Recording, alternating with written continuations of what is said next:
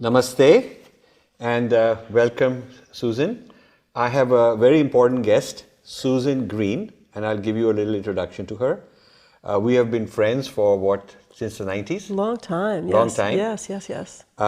She lives in Princeton, is very deep into the worship and of Devi, particularly Kali, written a lot about Kali, has a yoga center.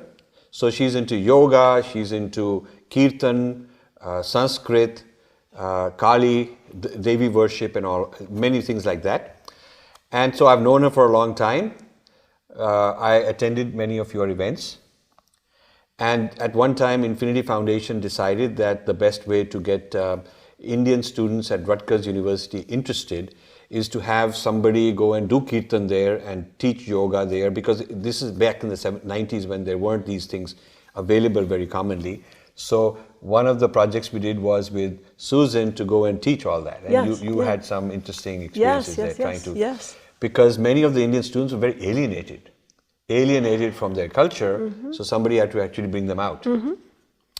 And we tried this experiment offering snacks versus not. When you offer snacks, more of them come.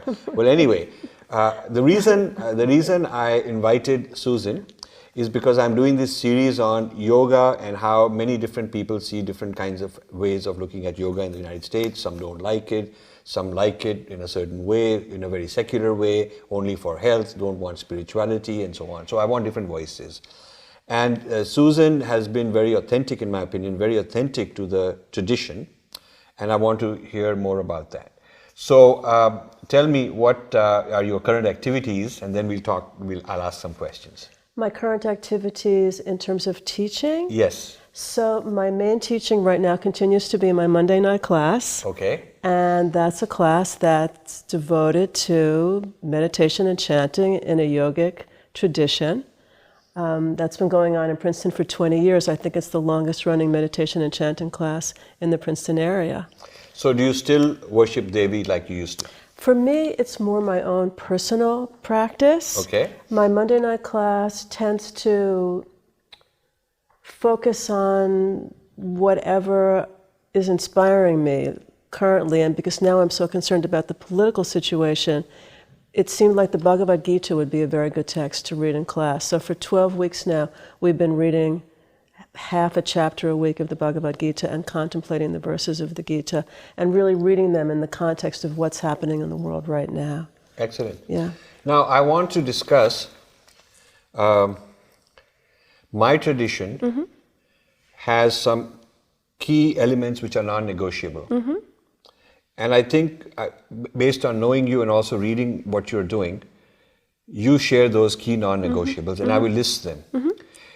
You may not give that package, that ecosystem, the term Hinduism, but I do. But the name is not important. So, to me, what's important is what does it consist of? What's the content, rather than how you name it? And people get into this name controversy, and I'm not interested in that. I give it a name for convenience. It's like you've made a recipe, and the recipe has a lot of integrity, certain ingredients, how they have to be done. And as long as people are really loyal to their recipe, it's not less important what they call it. But if they violate the key ingredients, that bothers you. So I'm more interested in the ingredients. So let's go through them. One of them is, I've seen you have a lot of respect for Sanskrit sounds. And you've mentioned that even whether you know the meaning or not, the sound itself, the vibration itself has a lot of effect. And you carry it out in your mantra practice. So tell us a little bit about that, why that's important to you, how you relate to Sanskrit particularly. Well, I think for me, I was trained as a pianist in Western music from the time I was 6 years old. So music and sound has always been very important to me. And I knew there was some kind of a connection between music and spirituality, but I didn't know what it was until I stumbled onto the yogic path in 1977 and discovered mantra. And when I discovered Sanskrit and mantra, it was like light blasted open inside of me, and I realized I found what I've been searching for all those years before. So for me, yes, Sanskrit really is the mother of my understanding. And I think because I'm a musician, I'm very sensitive to sound and the effect that sound has on us. And so from the very beginning, I understood intuitively that Sanskrit was working on me and other people at a very, very deep level that was way deeper than the intellect. Yes. And that's... So the sound of a particular vibration produces a certain effect in you. And so that's the root of a mantra. Yes. And again, because we experience ourselves as these physical beings, but we're actually made of vibration. And what I began to understand about the mantras is they actually retune us from the inside out. And I have always been, I am in awe of the Hindu tradition because, in my opinion, it's the most elegant and sophisticated psychology that we have on the planet. And I think the deities, as articulated in the Hindu system, are the most accurate blueprints of our innate divine possibilities. And the mantras of the deities, therefore, when we chant the deity mantras, we're actually imbibing, developing, deepening, feeding those divine potentials inside of ourselves. Those mantras are retuning our innate vibrational field to vibrate at the same intensity and depth as the actual deities. So, like in the theory of sound in Sanskrit, there's 4 levels of sound. There is the Vaikari, which is the external sound, like we're talking. And then in the mind, I'm thinking of the sound. So that is Madhyam. So I'm kind of, I'm thinking of our conversation, or I'm thinking of a word. But then there is a preconceptual, Pashyanti, which is deeper than a sound that I'm conscious of inside. That's sort of a very subtle vibration. It hasn't quite manifested as a sound even in my mind. And then there's para, which is a transcendent. So the idea of a mantra is to take you from this external to the very deep transcendent mode. Yes. You agree with that? Absolutely. And you felt that? Absolutely. So, and that teaching on the 4 levels of sound is just one of the many, I think, really brilliant contributions that the Hindu system has given to us. So this leads us to an interesting point. The Sanskrit tradition asserts that these primordial sounds are non-translatable. It is not a concept. So it is not like I can say that Om, I can replace it with some conceptual idea. You agree with that? Absolutely. Because it's the sound itself that is important. Well, yes, my understanding of Sanskrit is it's not a meaning-based language, it's Correct. an energy-based language, Yes. which is what makes it so alive and so powerful. Right. So this leads me to the concept I've called non-translatables. Sanskrit non-translatables means that certain words we shouldn't translate. We should just use that sound itself. Absolutely. And make it part of the English language. Yes. So we should enrich the English language with some Sanskrit sounds.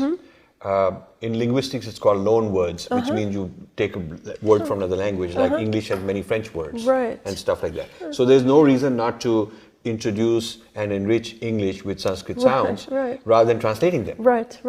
Yes. Do you agree with that? Absolutely. I love that idea. Yeah. So then the next area where I think there is resonance is from your readings, you feel, you teach that Devi is supreme being, the reality, the idea of Shakti, and then the manifestation of this intelligence inside us, and the access to this intelligence through form. Yes.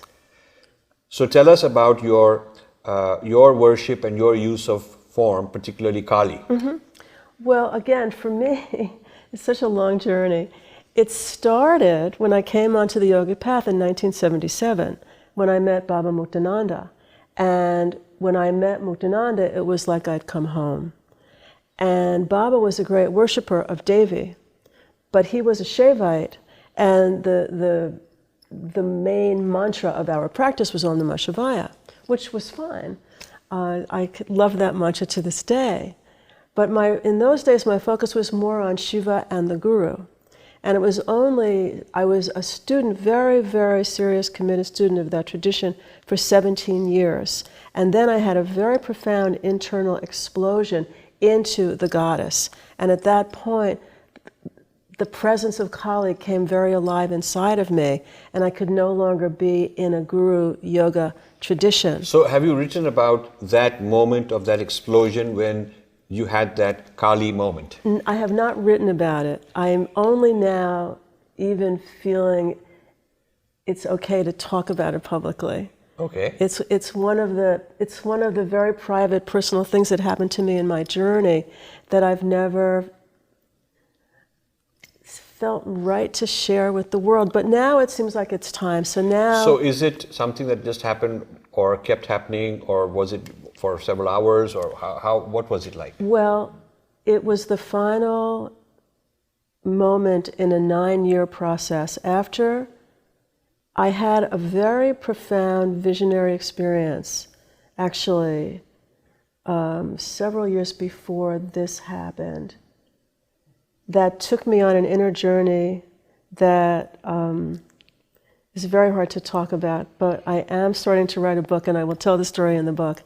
But it ultimately was a 9-year process, and at the end of that process, which required a lot of meditation, chanting, writing in my journal, art making, and music. And at the end of that journey, again, there was a very, very profound experience of a presence that I recognized immediately as Kali saying, it's time, go out into the world. Because as long as I've known Suzin, which is since the 90s or something, yeah. you've been a Kali worshipper. Yes. And it's very remarkable that, Yes. that is the one constant. Yes. That is Yes. very consistent in Yes. your life, the worship of Kali. Yeah, because to me, Kali embodies truth, absolute truth. And to me, Kali embodies that which destroys, that which dares to harm innocence and truth. And to me, that's a very profound and important deity. And the reason it's very impressive is that Kali is the most misunderstood, the most controversial. Right. And when you say Kali, there's people who will say, well, okay, now this person is really very kind of off the top. Which is why I don't talk about it so much. So this is very interesting that you've privately, publicly been very Kali worshipper for a very long time. And that's very interesting, because people usually at some point they become politically correct and they compromise and whatnot. So that's quite interesting. Now you also teach shastras, like the texts, the Gita and so on and so forth. That's very interesting. It's part of this ecosystem. And you believe in reincarnation? Karma and reincarnation. Do you believe in karma and reincarnation? Well, I certainly believe in karma. I think karma is indisputable. Reincarnation, I'm confused about reincarnation. It's hard for me. When I think about consciousness, and I think about the state of most people's consciousness, I don't understand how it can stay together when it leaves the body and enter into another body completely intact. So my sense of reincarnation is more like maybe globs of our consciousness stay together, and that's what enters into another body and becomes memory and karma for the next life. But I'm if it very doesn't confused about reincarnation. What happens to you when you die? Yeah, I don't know. It's open. It's open. Okay. It's an open question for me. Okay. All right. So maybe in your journey with Kali, that'll be also unfolding. Yes.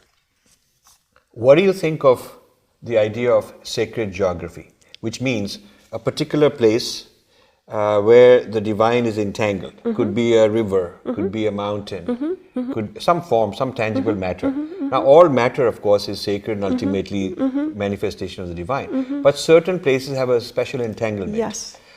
So, what do you think of that? I agree. Definitely. You can feel those places. Absolutely. Yeah. Absolutely. Yeah. Now, these are, so I've listed a few ingredients of this ecosystem. I've listed the idea of Sanskrit vibrations as non-translatable. The divine presence everywhere and as everything, manifestation of Devi. The form as a wonderful means of accessing that. the use of form, the idea of sacred geography, the idea of using texts, some special texts, karma, and reincarnation is on hold for you, but for me it is there. Now this bundle of ideas are unified. You cannot pick, choose and say, okay, you know. So this bundle of ideas as an ecosystem is given the name Hinduism today. In the past it was given some other name. And some people belong to a tradition where they give it some other name also. That's fine, but this is the package. Now tell me, how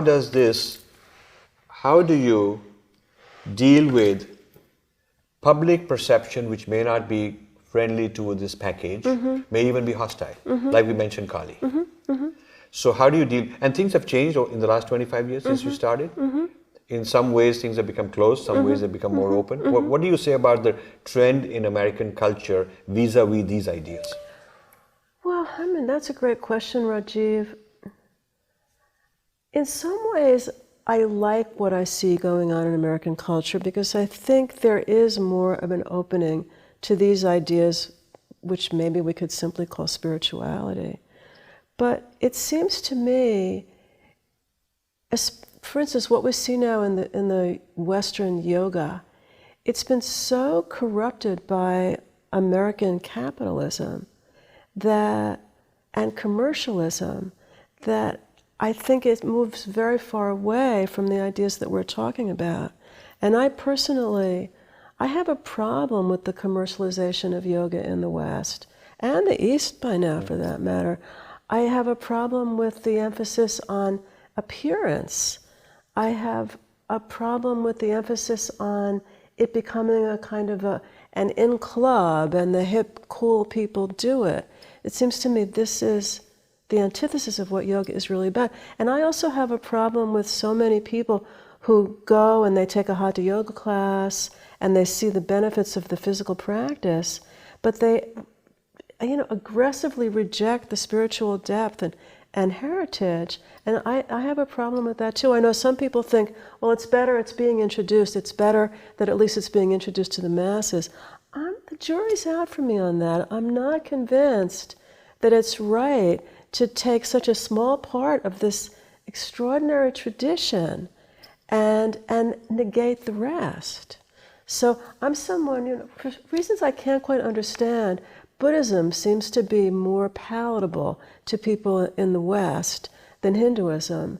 And when I go into a yoga center and I see there's Buddhas everywhere, but there's no Hindu murtis, I have a kind of a reaction to that. It offends me. It offends me. Yeah, but Buddhism, I'll come to that. The core ingredients we talked about are exactly the things that traditional Judeo-Christianity rejects. So let's go through one by one. And I've coined the term poison pill. So poison pill is something which is poisonous to the body, to the system that's going to ingest it. But you can put it inside a nice sweet, kind of a nice delicious thing. So it's attractive. And if you're not aware, if you're not careful, and you can't sniff it out, you take it. As it goes through your digestive system, the body is unable to break it down and make it small enough and turn it into components that can be assimilated. Right. Yeah. So then it has to be excreted. Right. And sometimes if you can't even do that, it's too late. Right. Then it's going to sit there, it's toxic, it's dangerous, and it's poison. Right. So Sanskrit vibrations, the Western linguistic claim since the beginning of their encounter with Sanskrit is that it's a beautiful language, everything is great, blah, blah, blah, as claimed. However, there is no such thing as a non-translatable sound. It's all an arbitrary human convention. So you could replace it with another sound. So you could take Om and you could call it something else. So you could take any mantra and replace it with something else because it's a convention.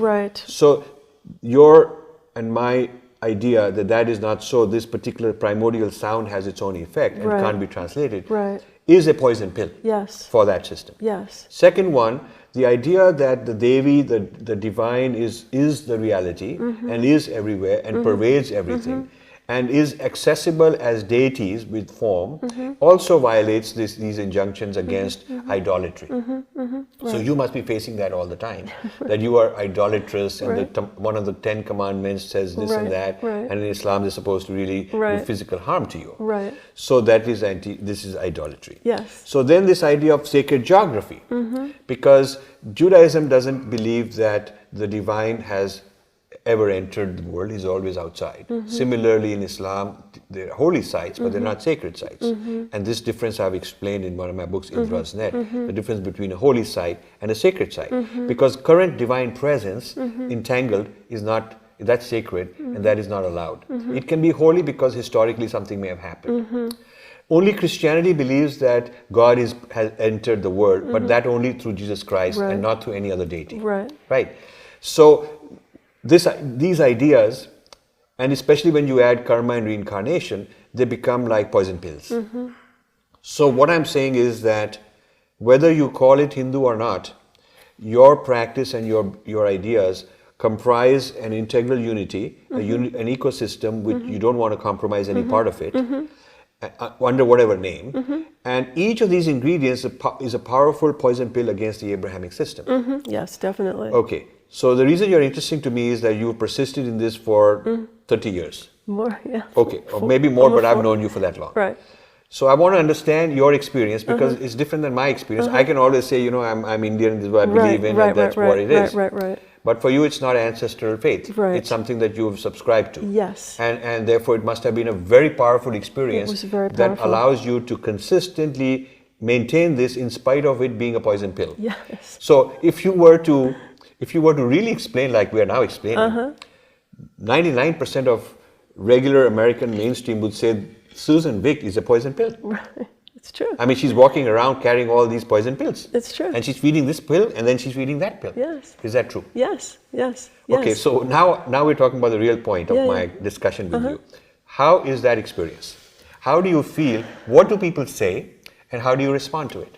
Well, I think people don't attack me personally. I tend to travel in circles where people may not understand me and they may not agree with me, but they're not going to attack me. Although I must say, every time I have produced a new album, I'm always waiting for what is that expression, the thing to fall and to start getting all kinds of horrible email or texts or whatever from people who are accusing me of all kinds of terrible things. But you mix with a group, and that group is protecting you. Basically, yeah, I would say, because I'm not touring now, I'm really not touring at all, but when I would be touring to festivals or yoga centers, so I don't encounter the kind of people who would attack me. But I'm always keenly aware that I am, in the eyes of most people, a very strange enigma that they don't understand. And honestly, I sold my house 2 years ago, and there were murtis in every room. And when the stager came to tell me what I needed to do, she said, well, you need to take all those statues down. And I insisted that It's a demonic house. Yes. And I insisted that we leave the statues at least in my studio.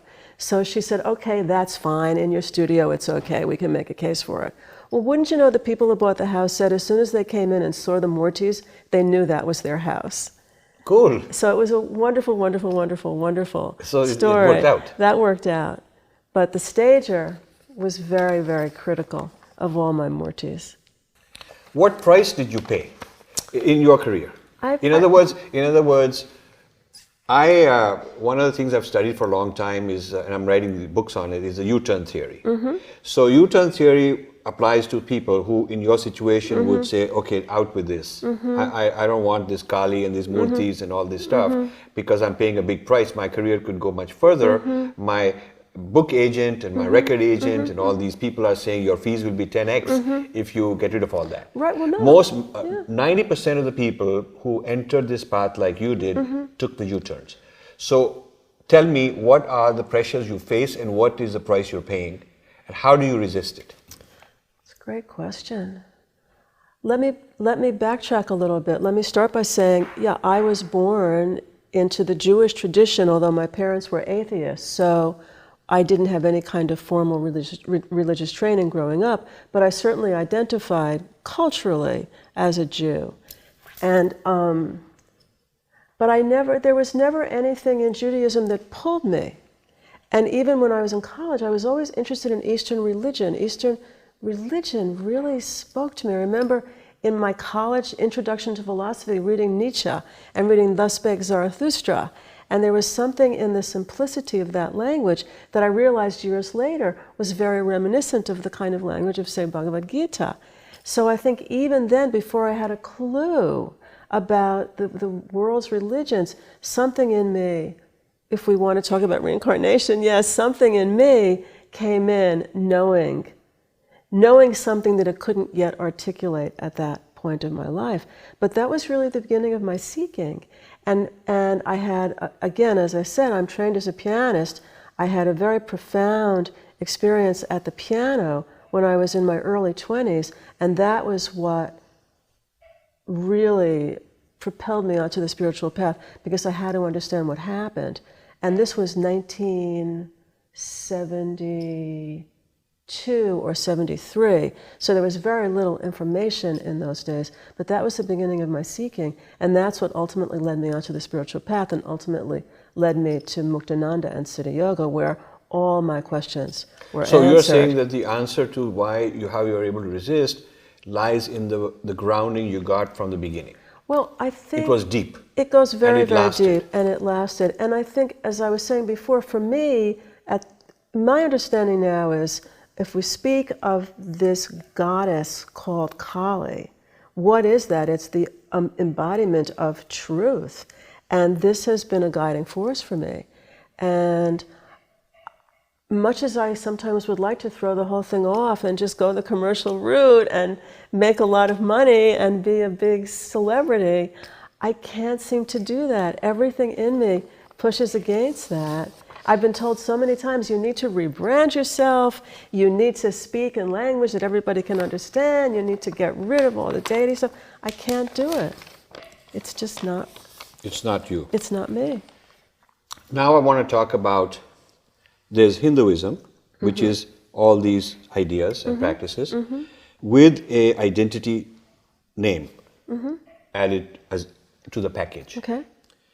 Then there is something else called spiritual but not religious, SBNR. You know, there's a huge movement. Yes. If you just search SBNR, you get millions of hits. These are people who have so many Hindu-like ideas, like the ones we talked about, but they don't want to call themselves anything. Right. They say we are spiritual but not religious. Right. Now, I want to discuss the distinction between the two. You are grounded in personal experience. So you're not at risk without a scaffolding, without a fortress identity, without an institution, some kind of a name. Without that, you are still protected because your inner journey is so deep. You're protected by Kali. Yes. So you have Kali inside. Yes.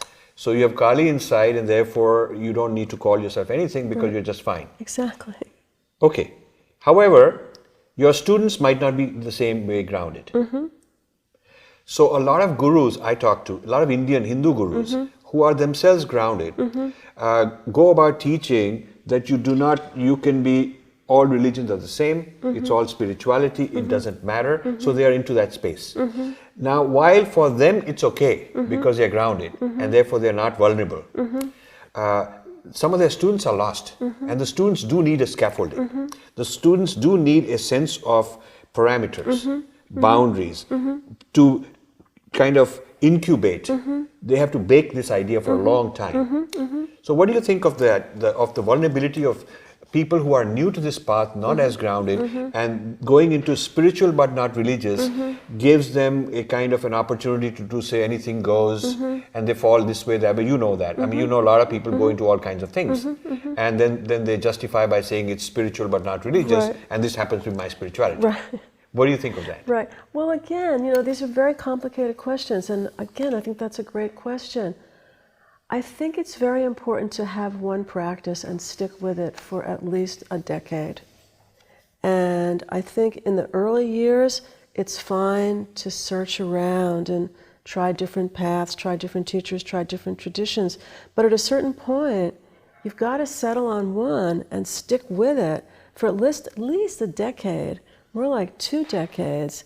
And only then, it seems to me, is your understanding going to be baked enough to be able to have the kind of discernment one needs to navigate the complexities of an inner path. So, what I study as a Uturn is people who are not long-term grounded. So they start in a Hindu type context. They have a guru, they start in that context. Then they drift into decontextualizing. So that part is gone. The deity is gone. They won't have Kali. If then the real estate person comes and says, remove all these murtis, they would remove it. They'll remove all this symbolism. They will not refer to the sacred texts. And so then they float in this kind of spiritual but not religious, flea market. It's sort of a flea market of all kind of things. And then they begin to experiment without the background, without the rigor, without the guidance, without the coach. So they are into freewheeling experimentation, and some of them get in trouble also. They could go off the deep end. Totally, yeah. And so then some of them will go commercial. Then the anchor that holds them is not Kali inside, but the dollar inside. Yes. And this idea of I can make millions of dollars. So now they're driven by the agent and the commercial offers. So that becomes the deity. The dollar becomes the deity. So then some of them go off into recontextualizing into Judeo-Christianity or some other religion because they feel that the pull of the ego, historical ego, back into that, and the pressure from peers, the pressure from parents and family and various peers is very strong. And the price they are paying, not being part of this established religious identity, is too much. So then they go back. And they go back, some of them go back into Judaism or into Christianity. Some of them go back into sort of science. I'm into science, I don't believe in any spirituality. I'm into, health, that sort of thing. So this is what I call the U-turn. So what do you think of my suggestion to people who are sincere? If they're not sincere, I have no suggestion. But if they're sincere, my suggestion is that you need to incorporate some of those poison pills into your practice. So, because then you're walking around, you're less vulnerable. Because if somebody wants you or pull you, you go with that package. Yes. So somebody wants you to have $1 million tour, you'll say, yes, but I will have my Sanskrit, I will have my Murti, I will have my Kali. I cannot get rid of those because that's who I am. So now you're safe. Because if they want you as your true self. Yes. So what do you think of this idea that to invest yourself with these poison pills? And I use this term because it's a term that works. It gets the point across that it's poison for people and for ideologies that don't want to accept all this. So they have to either accept it as is or not accept it, but they can't tamper with it. So what do you think of this? Oh, no, I agree with that. I think we have to remain authentic. If we are going to put ourselves out there as a spiritual teacher or as some kind of representative of a spiritual tradition, it seems to me that has to start with tremendous integrity and authenticity. And if we start hiding parts of ourselves that don't happen to fit with what the larger culture's comfortable perceptions are, then I think we're at risk of dissociating from what we truly are. And that's why we see so many problems with so many fallen teachers, so many teachers who are preaching celibacy, but behind closed doors they're engaging in all kinds of inappropriate sexual activity. I mean, that's just one tiny example. There's so much, I think we see so much abuse of power because people aren't being authentic and true to what they really are and are creating a facade that they offer to the world. And then it's very dangerous. And then people who are very vulnerable meet a teacher who's very charismatic, and they think this person must be enlightened, and they become a student of this person, and then it turns out the person is not. The person is on a power trip. We've seen this over and over and over again. So I'm very critical of that. So another way I've characterized this U-turn is the hijacking by the ego. Yeah. The ego hijack. So this spiritual but not religious is a temporary unstable equilibrium for many people. it's vulnerable because you're sort of improvising, you are trying to please everybody. One day you are here, you're like them, another day you're there, you're with somebody like somebody else, and you're playing this game. It's a lot of duplicity, right? So it's a kind of it's hypocrisy in a sense. And the ego, as you know, the ego loves to masquerade as God. Yes. Right? The ego loves to trick us into thinking that it's the true voice. Right. So the ego then, which has never been properly dealt with, the person hasn't really gone deep enough to deal with it. It looks for an opportunity, and it pops back either with greed or some temptation or something, and it hijacks. So that's when the U-turn happens. Yes, definitely. So that's my area of study when I'm looking at cross cultures and what's happening to the whole Hindu kind of thing in the United States. I'm looking at this syndrome. To me, this U-turn is a syndrome. Yeah. When a whole lot of people U-turn, they go into a foreign, alien, exotic space, understand interesting things, bring it back, and then they have some goodies to sell to their home market. Right? That, hey, I got this, It's like Indiana Jones, kind of, comes back and says, look where I have been. I've been into this frontier. By the way, it's very dangerous. You shouldn't go there. But I know how to negotiate that. I know how to do all these things. I understand these guys. And I've brought back some fascinating things. I can teach you. So he kind of becomes intermediary. And then eventually he becomes kind of a guru himself. This kind of that's the ego's journey.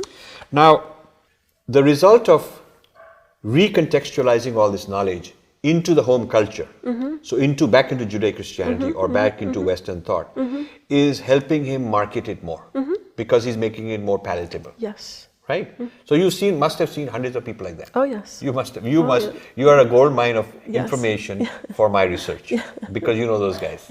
Okay. So what happens is what I call digestion. Over a period of time, that alien culture gets digested. It's gone because what was useful becomes part of the powerful culture. Yes. So this is what happened to pagans. Yes. Right? Yes. So the whole worship of goddess, the whole this Christmas tree, Easter, symbolism. So what would fit the Judeo-Christianity Nicene Creed, the Christian Nicene Creed, I should say, and what would fit the key tenets of Judaism, those things that would fit were brought in and digested and made a part of the Christianity and the Judaism, making them more powerful. And what wouldn't fit is just crap and allowed to waste, allowed to atrophy. So the pagans were kind of abused, and pagans are finished off, but a lot of their good things are brought into Western civilization. So now when we say Western civilization, we praise Plato and Socrates, but they were pagans. So what happened to their religion? We don't talk about it. We want to talk about their rationality and their art, taken out of the context of their spiritual, their religious ideology. So if digestion continues with Hinduism, one day we'll have Diwali as some kind of Christian festival of lights, that Jesus always talked about light over darkness. The actual meaning and story is gone. So similarly, now they are Christianizing the Hindu dance, the Bharatanatyam dance. These are stories of various kinds. So they're Christianizing yoga into Christian yoga. So I call that digestion. And I relate it, I think the analogy is like, a predator, tiger eats up a deer or a goat, and that predator is gone. What the tiger could use is part of the tiger. What he couldn't use is a part of waste, pile of waste material.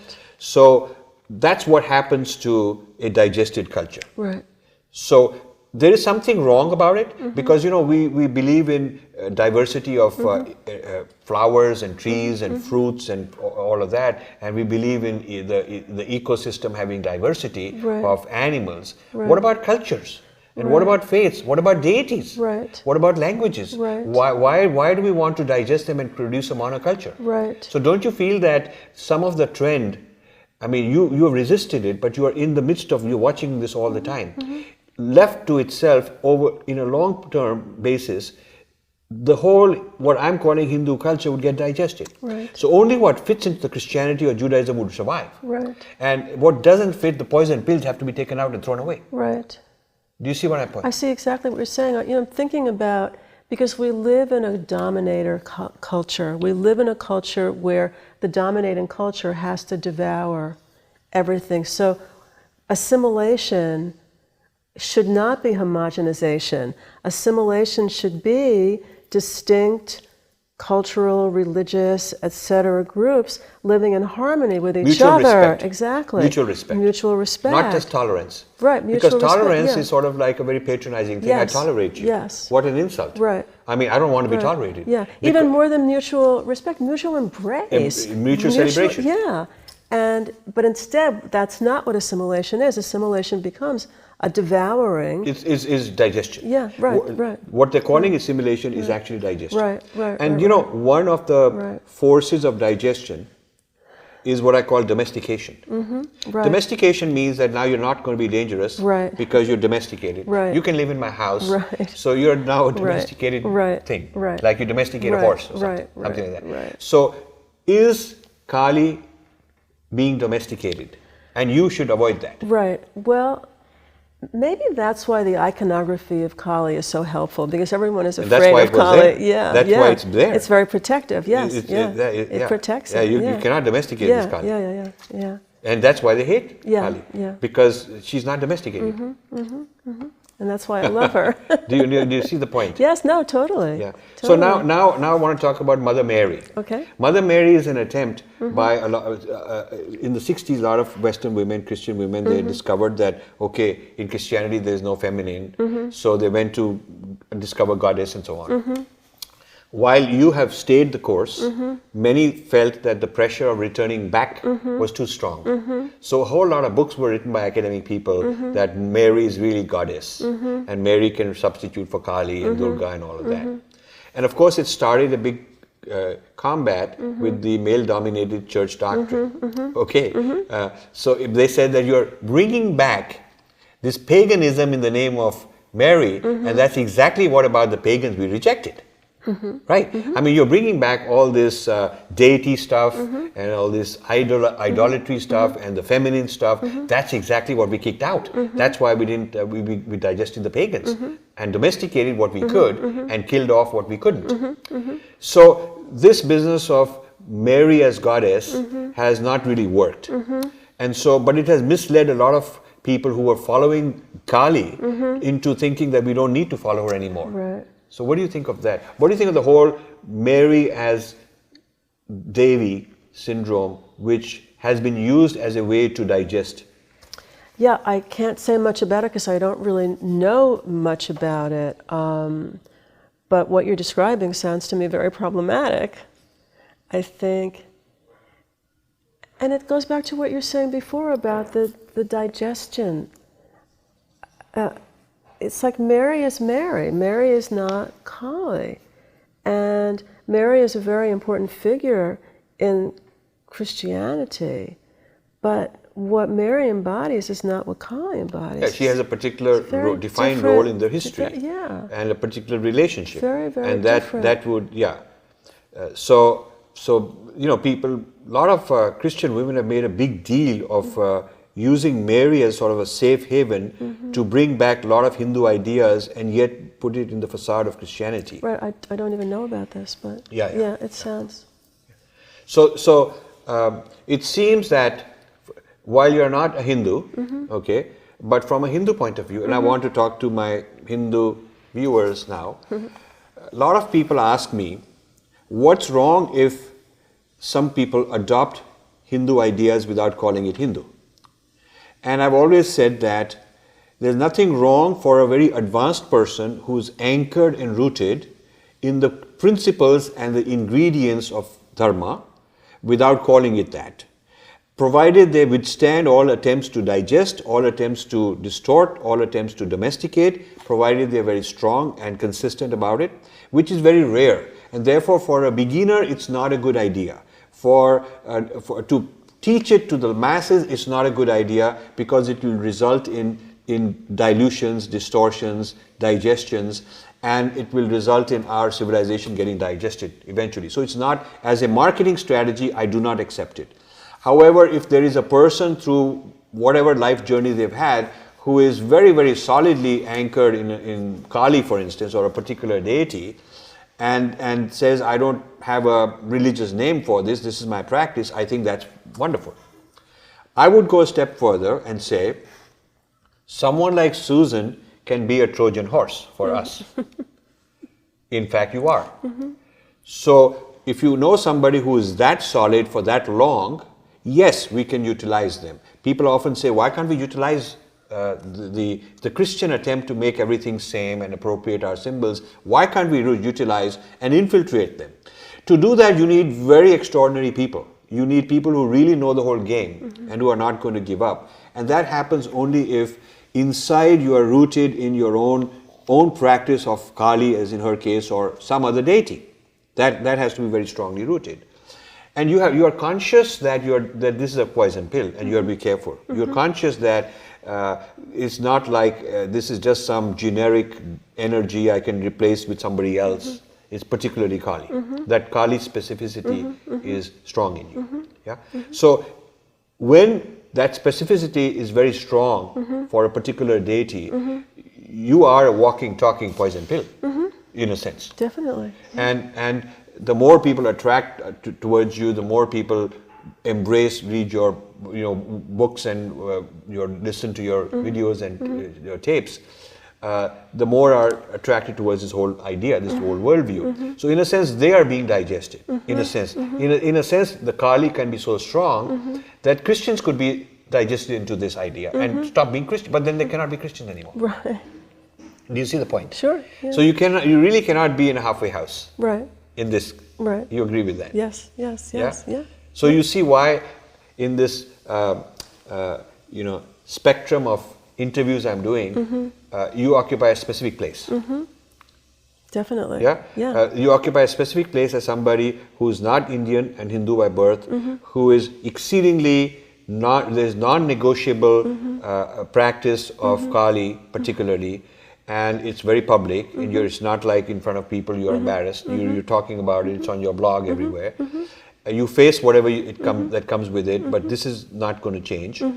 And so this kind of a person, only a very small percent of the Westerners who went into the New Age and into the yoga and meditation and Hindu spirituality, very tiny percent survived all the backlash and remained this course.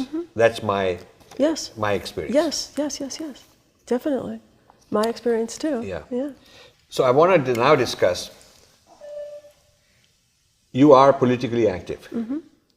On your website, you are lobbying on the healthcare reform and the matters about Donald Trump and so on. So you are not a spiritual person who has disconnected and disengaged from outer life. You bring that spirituality to your outer life. So tell us about it. How does Kali work in that context? Well, again, I think because to me, Kali is truth, and because we're in such a time of not truth, it's very important to be a strong voice for truth and sanity and wisdom in the world right now. Before the election of Donald Trump, I was set to be on tour in California in the spring, and I was also set to be touring in upstate New York when I returned from California.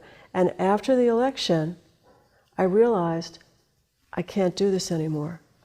I have got to withdraw from touring on the yoga circuit, and I need to reclaim all the time that takes to devote myself to political work and to writing. And so that's what I'm doing now. And it's, what can I say? I just think it's essential. The planet. So here's my the point I'm leading to. In India, there is a large-scale global attack on things I call Hindu that you call Kali worship and your dharma. Well, I still call it Hindu, yeah. Yeah. So there's a huge attack. There is what I call Hinduphobia in the media, Indian media. In India? Indian media. It's exported from the West. So this tendency, all these attacks against what we've been talking about have now been exported to India. And so a lot of Indian kind of maladjusted people, confused people, but up for grabs, opportunistic people have been employed. And they are now the dominant voice in the media. So Indian media is Hinduphobic. The mainstream old media, social media is different, but the old mainstream media is actually anti-Hindu. It's very strange. Cow slaughter. India is the second largest exporter of beef in the world. Really? Yes. I had no idea. And there is a whole cow slaughter movement where they just go buy cows and slaughter them. Just a short while ago in Kerala, this group, these kind of people, and they're politically very powerful. They're economically funded from the West. A lot of Christian missionaries behind it. So, a lot of human rights groups championing cow slaughter in the name of providing nutrition, when the West itself is saying red meat is not good for you. So in the West, it's red meat is not good for you. People are being asked to become vegetarian and vegan and so on. But all the bad habits are being exported to destroy those cultures. So that is also part of this whole digestion. You start destroying the source. So the cow slaughter has reached such a shameful, climax that just a few days ago in Kerala, there was a public procession carrying the head of a calf, holding it and carrying it to sort of instigate problems, to just make the Hindu people feel bad. And then in IIT Madras, one of the prestigious institutions, they had a beef eating binge eating beef publicly they went to a Jain cafeteria where they served really sattvic vegetarian food, and they wanted to go and eat this stuff there to provoke. And then claimed that these guys have been attacking us and we were exercising our right by eating beef. Now this to me requires your attention. You are and since you're active politically in this country, there is no geographical borders nowadays.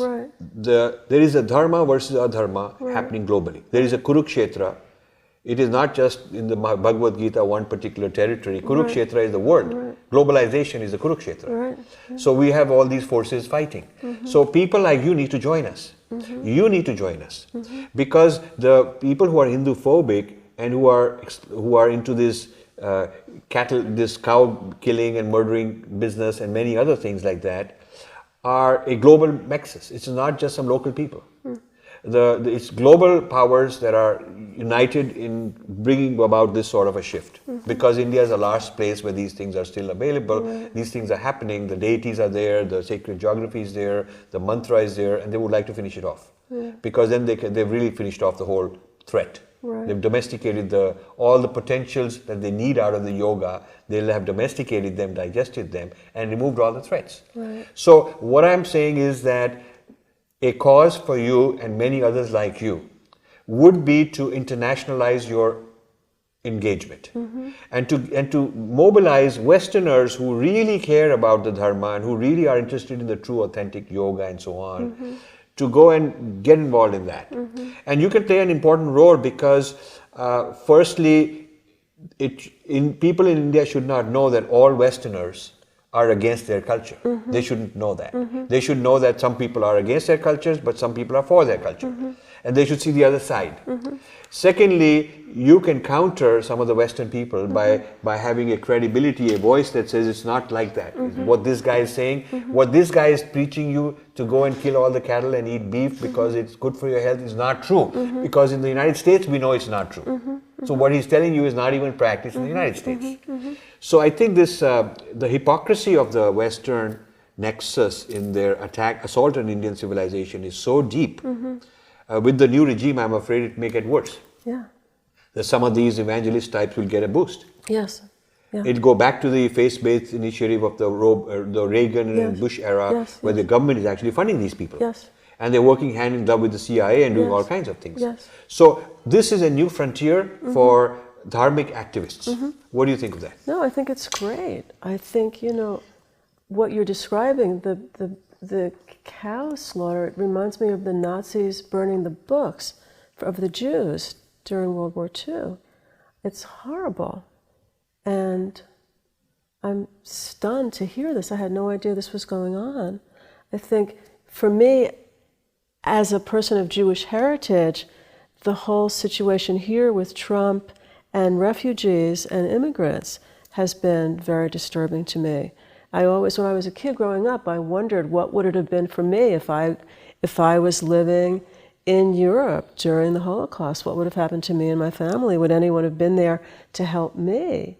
And I've actually, locally, I'm now involved with a group that's working to help undocumented people here in the Princeton area, because I believe so strongly in that. But yeah, you're saying bring it into a global, and I think it's true. Well, I'm saying that particularly since you are practicing a certain lifestyle, and there is a sacredness associated with things that are being abused. Hindu deities are being abused in India. Yeah, it's terrible. The Hanuman, the Ganesh, there are so many movements in India with NGOs backing that. And these NGOs are for the most part funded from foreign places. In the name of progress, science, human rights, all this BS, they are actually destroying the Indian civilization. So my plea to you is this: you are harvesting the fruits of the civilization. You should nurture the roots. Do you agree with that? Yes, definitely. So we need to talk, and you need to bring people together that I can have a discussion with and tell them what's going on and why we need their help. We don't need their money. The money can be organized later, but we need their intellect and we need their heart and we need their voice. They need to be part of this. They need to go and counter this kind of a propaganda which is hitting India in a very terrible way. Yes, definitely. Yeah. Yeah? Yeah. So you agree with that? Yes. Okay. So with that, I see, this is how I would say to my Hindu followers, when you meet somebody who says, I'm respectful, I'm not abusing, I'm actually liking your tradition and I'm good for your tradition, look what I'm doing, you should move them through these stages. First, talk about the non-translatability of the mantra, talk about the Devi, the Shakti, talk about the deities, talk about all these things, talk about the sacred geography one by one and see if they come on board. When they come on board, then you make the point that, okay, whether you call yourself a Hindu or not, in practice, in terms of the essence of what you're doing, you are. And then you can say, okay, then you discuss how this is a poison pill for Judeo-Christianity, which it is. And you have to reason very systematically. Once the person is sure, and this will happen with very few people like Suzin Green who have been in it for decades, it will rattle and shake up most people. Most people, if they were to go through this kind of a conversation with me, somewhere partway through it, they'll want to jump off the wagon and they'll say, I'm not going anywhere. You agree with that? Probably. A lot of people will do that. If they go all the way, then you should say, okay, now we need your help. Well, now we need you as part of our home team to counter all the stuff, all the Hinduphobia that's going on. So that's the sequence I have followed to illustrate with the help of a person that I have known for a long time. But I think there's many more people like you that we have to identify. Yeah, I mean, what you're describing now sounds similar to what happened when the Chinese invaded Tibet. Yes. And they destroyed all the Tibetan monasteries, right? Right. And there was a huge movement. I was young, but I remember there was a huge movement to help get the people out and get all the artifacts out and get all the art out and preserve it. Right. It sounds like that's similar to what you're talking about. Yeah, but in India we don't want that we abandon India and get all the art out. Well, no, obviously. What we want to do is counter. Yeah, we want to counter it there. Yeah. I mean, the deities and the sacred geography and the mantras and the sacred books and texts and all that need to be protected and preserved. So what we need to do is take the battle head on in the Kurukshetra itself. Right. So this sounds like the same dark money that's doing all kinds of very devious things all over the planet is also doing this in India. Yes. So the amount of, it's billions of dollars of foreign funded money that comes through various pretexts. That, when you see an ad that says feed a child and there's some church, don't just take it at face value. It's got all kinds of, they're very good at appealing to your heart and just guilt to get your money for a cause. But I've tracked this. I wrote a book called Breaking India many years ago, where I tracked a whole lot of money trails from the US, and they don't end up doing good things in India. And so some of the organizations are Christian right organizations. Some of them claim to be human rights, but they're really not doing human rights. They're violating the human rights. Right. Some of them claim to be animal rights, but then what are animal rights doing about cow slaughter? Right. You see, so this is a very dangerous thing going on. Right, and the Trump administration is filled with these people. Well, this is the sad part is, before the Trump administration, the Democrats were not helping our case. No, the Democrats. They were not helping our case. No, they've been spineless. They at best you could say they stopped the government funding of Christian evangelism in India, but they did nothing to stop them. They continued this sort of thing under the garb of human rights. They did not do it explicitly as evangelism, but they did in the garb of human rights. But really, when you think about it, the Western idea of human rights often is devastating to a local culture. Because let's say definitely. Yeah. And you know, it's a shame that the West is adopting vegetarianism and these sort of things, and yet going there and preaching just the opposite.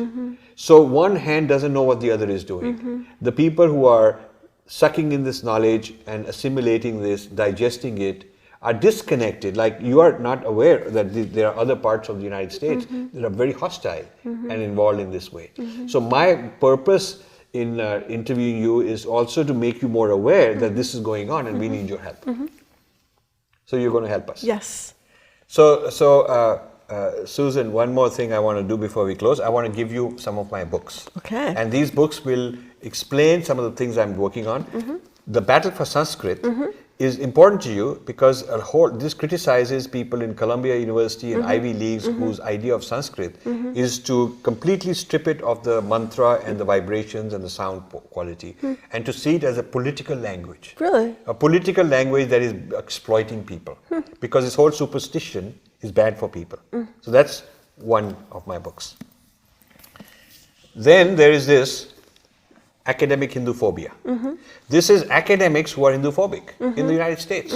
And many of them originally started out in the 60s or 70s doing similar things to you, but they U-turned. Right. They U-turn and they've become very viciously against. Really? They've become, because maybe they've reclaimed their old culture, their old heritage, their old identity, and this is scary to them. Maybe they've gotten some different ideology, some Marxist ideology, and religion is no good, so this is their problem. So I study some of these leaders in this book. And then here is a book called Being Different. Being Different is a book in which I take a Hindu, Indian, dharmic lens to look at Western culture. So I'm actually talking about these very things. So I'm talking about the history obsession of Judeo-Christianity. Okay, and then I'm using the deity, the dharma, the shakti as counters to that. And I'm talking about the non-translatability. So all sorts of things which the Western system would consider poison pills, but we would consider them to be non-negotiable. Right. I'm showing the contrast between the two. Wow. So that's this book. Okay. And then here is a book called Indra's Net. Because a lot of people say that Hinduism is just a mishmash. So you've got Bhagavad Gita here, and you've got Kali there, and you've got something there, and there's no connection, and it's just an amalgam. So, and also over time there's discontinuity. Well, this book shows not only historical continuity of these key principles, but how they're interrelated and inseparable. Oh, no, that's wonderful. So that's a philosophical unity That's fantastic. of the tradition. That's so great. these are for you. Thank you. Yeah. Thank you so much. And let me give you some CDs. Okay. So these are the first 2 volumes of a larger musical project that I call the Mantra Project. The Mantra Project, yes. Volume 1. So Volume 1. Daughter of the Mountain. Yeah. Okay, that's yours. And, these are both mine. And Volume 2 is All Mantras of the Sun. So the first album has... This is Surya Namaskar. Yeah, Surya Namaskar Mantras. Mantras, okay, good. And this has Mahamrityunjaya, it has Gayatri, it has Devi mantras, it has a beautiful Ganesha mantra, and so it's all mantric inspired music. Thank you. Yes, you're welcome. This is wonderful. Yes, enjoy. Well, thank you very much, and with that I'll say namaste, and namaste to you. Namaste. And we'll continue this conversation. So you organize something where I can come and have a little discussion with other like-minded people. Sounds good. Thank you so much. Yes, thank you. Thank you. Thank you. To help me, you can do two things. You can go to the subscribe button on my YouTube and subscribe. We need more subscribers there. Secondly, I get lots of emails on people saying, how do we donate? How can we help you? You go to rajivmalhotra.com or you go to infinityfoundation.com and you can hit the donate button. You can donate in dollars. There are different ways mentioned. If you want to donate in rupees, there is a column called Infinity Foundation India, and you click that and there are instructions on how you can donate in India.